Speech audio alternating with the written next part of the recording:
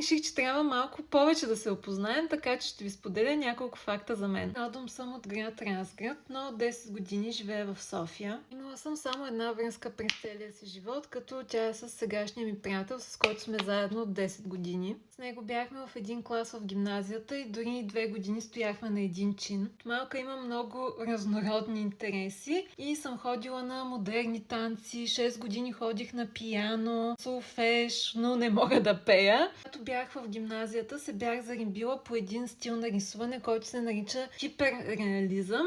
И между другото бях станала доста добра. За съжаление обаче, когато влязох в университета, спрях да рисувам активно. Едно друго хоби, което започнах преди 2 години някъде, е плетенето на една кука. Учила съм право в Софийския университет, но това беше най-травмиращото преживяване в живота ми и в момента професията ми не е свързана с това. Работя като